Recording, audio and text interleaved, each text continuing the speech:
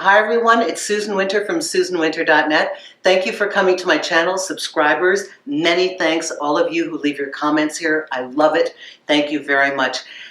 I want to talk to you about something I've been dealing with for the last 2 weeks with my clients. You're gonna know exactly what I'm talking about.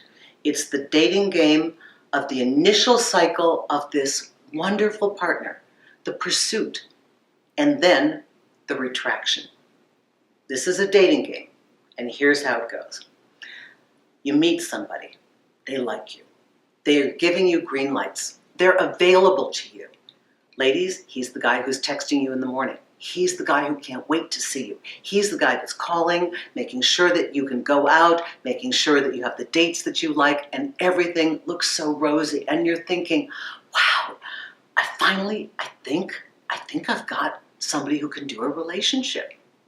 Guys, she's the person or the guy that seems interested, is always there, ready to talk to you, no delays on the text message, says they like you. Maybe they say, I haven't felt this way in a very long time. Maybe there's beautiful bedroom talk. I love you. I can see my future with you. You experience this great pursuit, green light, phase one. Then comes retraction.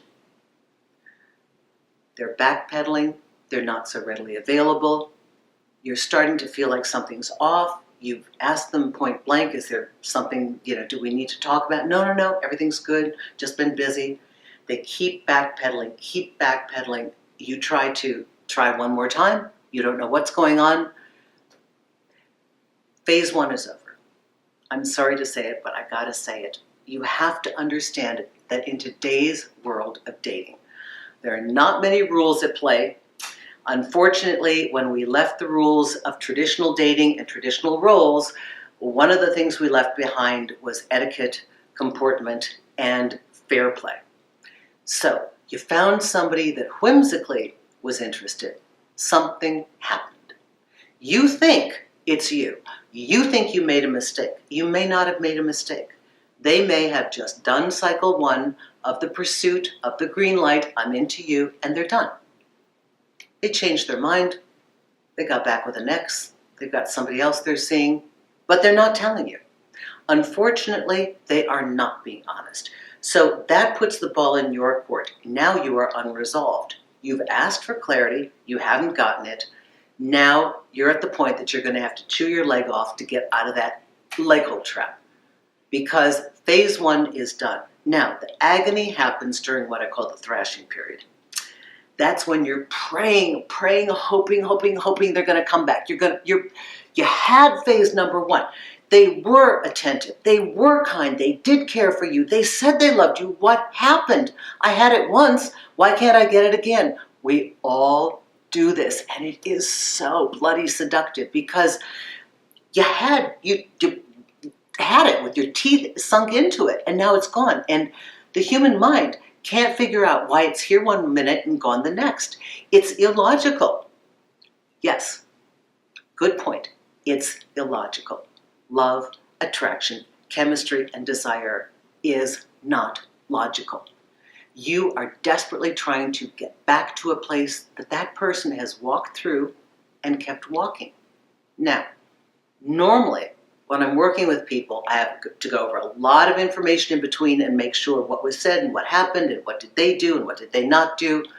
We have to check for everything in between. But normally what has to happen is, at some point, you've got to come out of this thrashing period and realize, I'm unresolved, this is hurting me, I'm devalued, I'm not a priority, and I'm feeling horrible.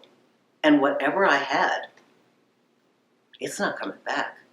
And worse yet, you're not given any information from this person to help you fix it. That's your number one sign that it's a dating game.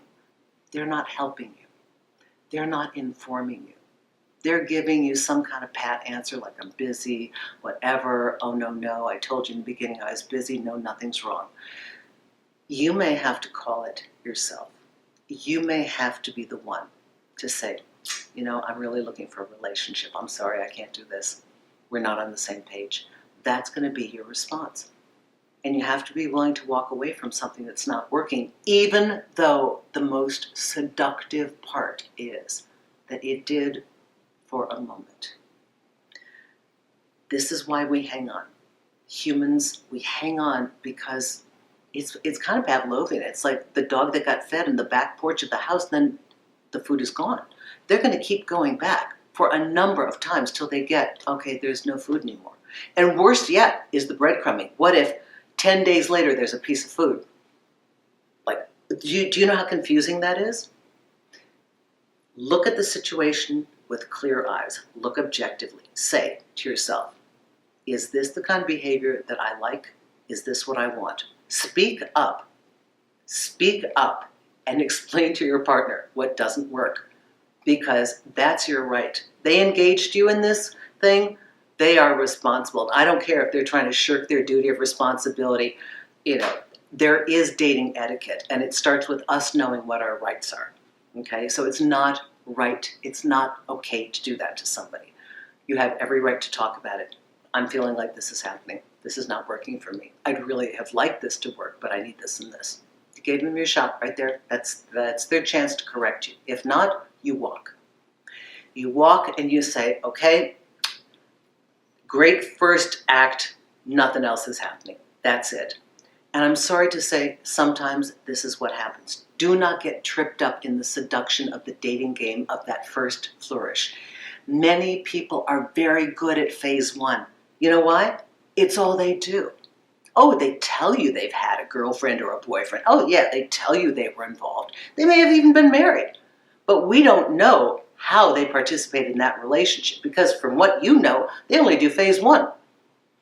I want the person who's not so good at phase one, a little uncomfortable, a little off their game, a little jerky in their motions, but they're great at 2, 3, and 4. They're great at consistency. They're great at showing up. They're great at expressing themselves. They're great at caring about what's going on, and that's what you should want as well. I hope this helps you. A lot of you have been calling me about this kind of a situation, so let's decode it, and I hope now you know what to do. Thank you, thank you, thank you, everyone, all my Magnify customers. That's available on Android as well as iPhone worldwide. You'll see my hours listed every day. That's when I'm available to speak to you. It's on demand. You just call.